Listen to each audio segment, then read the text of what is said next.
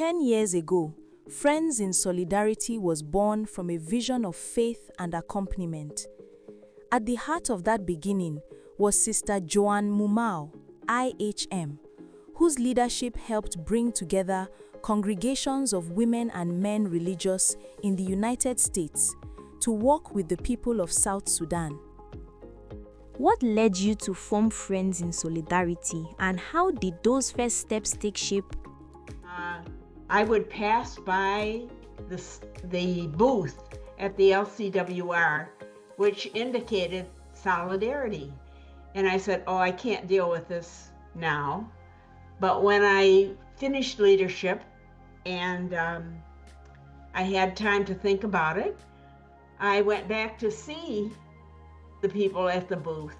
And I think Pat Murray was there at the time. What attracted me to solidarity itself was it's intercongregational, and it was a response to perhaps the poorest people at the time, even before independence of South Sudan. So I thought that would be a good place to share whatever gifts and talents I had, accumulated over the years, so to speak. So I wrote a letter to Pat Murray, and I was on retreat at the time, and she sent a letter back to me saying, yes, we would love to have you, but with your gifts and with your experience, we think you would be good to start a not-for-profit in the U.S. so that they could receive donor funding and give people a letter to present to the IRS for tax exemption. Well, I took a deep breath and I said, actually, after some time of discernment and talking with the leadership of my congregation, it was clear that my African experience, where I'd done 10 years of development in South Africa, and my administrative experience were gifts to bring to the start of a not-for-profit.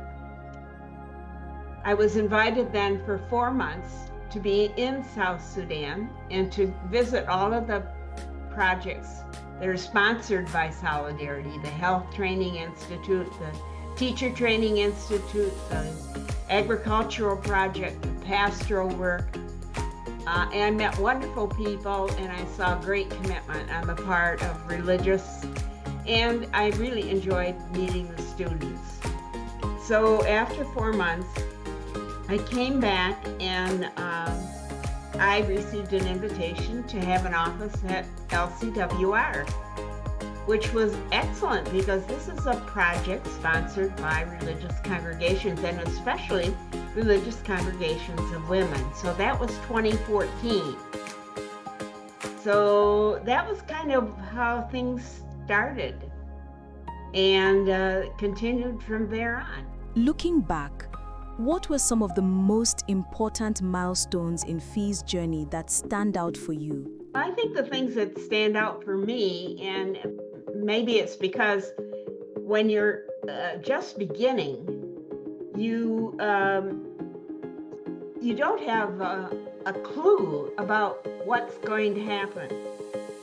So I think in the beginning, the invitation to be at LCWR and the support of the women there in that office was really significant. That was Sister Janet Mock who invited me. And I also had so much support from the Bon Secours sisters and Sister Pat Eck as we tried to work through all of the incorporation processes. We were incorporated in November of 2015. I couldn't have done it without their help. They almost took me by hand to the offices that I needed to visit. They were wonderful and continued to be great supporters. Then I was at an LCWR meeting at a, exhibit for Solidarity, when we got our not-for-profit status. That was in 2016, August of 2016. So that kind of gave us the paperwork we needed to start Friends in Solidarity. So we already had our board in place and we got ready to go. So we continue to have the support of many religious congregations, both men and women, and a great willingness to share time and talent by serving either on the sponsors board, the congregational sponsors board, or the board of directors of Friends in Solidarity. It was a working board, and I will be forever grateful to all of the people who assisted us in the early days, especially the support of the religious congregations. I can't be more than grateful. It just, gratitude wells up within me when I think about it. Another kind of significant event towards the end was the establishment of the Legacy Fund by the Victory Knoll Sisters in 2022. The interest was to be used for operational expenses. Now, nobody gives you money for operational expenses. You know, it's very difficult to have it. So this is kind of backup for us for when we need some, the interest on it is kind of backup for operational expenses for Friends in Solidarity. And then in 2021, we have the opportunity to participate in a webinar, or a seminar really, at DePaul University. And it was kind of interesting because it was on global health care. The important thing about the DePaul University program was that it was the first time where we were able to share the work of solidarity and Friends in Solidarity with other groups, similar groups around the world. I did not know anything about healthcare, so I asked them, why do you want me to come? And they said, because we're interested in the link that solidarity has made between the US and South Sudan. So we had supported solidarity and training of nurses and midwives in South Sudan. So that's what we shared with them. And it was a very fascinating experience, and it led to a podcast and then finally to the written publication, which just came out in 2025, called Rise Up and Walk is the book. So global solidarity has become of great importance, and perhaps we're modeling a way to do that. As FIS has grown, what do you think has remained at the heart of its mission? Well, I really think the heart of this Friends in Solidarity and Solidarity is the commitment to the people of South Sudan and the work being done there to set a foundation in education and healthcare and pastoral work, agricultural work. This is a country that has so many great needs.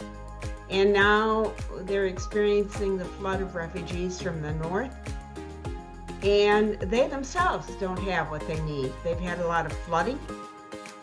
And so the fact that religious congregations of men and women from around the world are willing to make this commitment, I think that's the heart of it all. And that we'll do it together.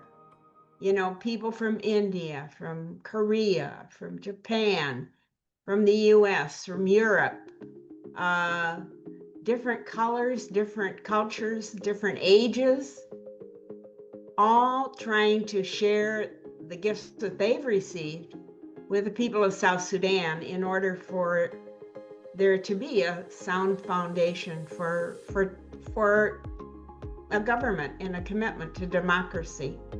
So, yes, I think that's at the heart of the mission.